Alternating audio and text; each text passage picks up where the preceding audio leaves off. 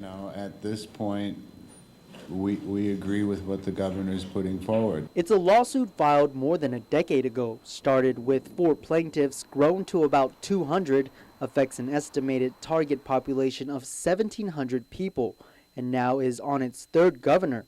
Attorney Daniel Somerfleck represents the plaintiffs who have been suing the Department of Mental Health and Substance Abuse and the Department of Integrated Services for individuals with disabilities for failing to adequately address their needs, including giving them an opportunity for community-based placement. What I would say is, where?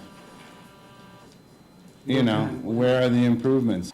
After more than a decade of discussion and a federal management team in place for 2 years now, Governor Calvo has changed his position from his first filing earlier this year to have the directors of DISID and mental health take over as the FMT, to most recently nominating retired Superior Court Judge Elizabeth Barrett Anderson to take the reins. I think, and I would guess that, at the point where the governor is saying, I want to continue to have a manager, court-appointed manager in place instead of my own department, that there's that statement. We need to get this fixed. We need to get it fixed now. This has lingered too long. Somerfleck, in his latest filing in court, states, quote, at the waste of hundreds of thousands of dollars, the FMT has been hallmarked by incessant infighting, alienation of medical health professionals, and rudderless leadership, which has ignored the mandates of the amended permanent injunction with the same nonchalance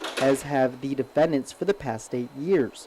Guam's failure to meet minimum health care standards after 12 years of litigation and 8 years after issuance of the permanent injunction is an absurdity of stunning proportions, especially considering we have the smallest mental health system under the American flag, end quote. Somerfleck did, however, point to one glimmer of hope that was a sign the FMT may have actually been doing something, but even that has faded. Attorney Somerfleck questioning the rationale behind why the FMT is no longer going to be using the services of Guma Bethesda, the one and only small component of the Guam mental health care delivery system, which has Joint Commission accreditation.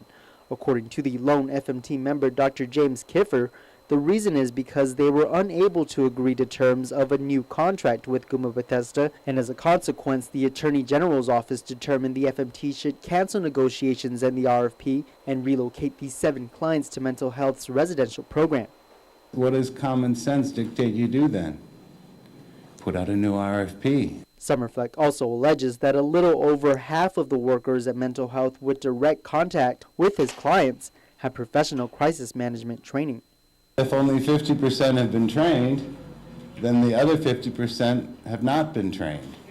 And this is where that question of how are we providing services. I think we do plenty of training, and I just don't know where such a thing would come from. Perhaps they don't know what we do here. People need to ask before they start making comments, I think. Dr. Kiffer, meanwhile, says there have been improvements and hopes Judge Consuelo Marshall will take note during next week's hearing.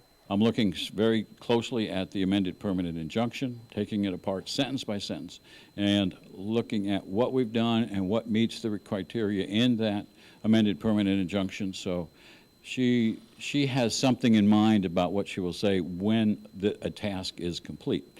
So she wants to see some procedures in place and wants to see them working with accountability, and hopefully she'll start calling some of these tasks complete soon. She needs to reaffirm that I am going to be in place, and that these motions to replace me are going to, hopefully be denied, or if she acts on those and replace me, well, that's her prerogative. Reporting for Guam's News Network, I'm Nick Delgado.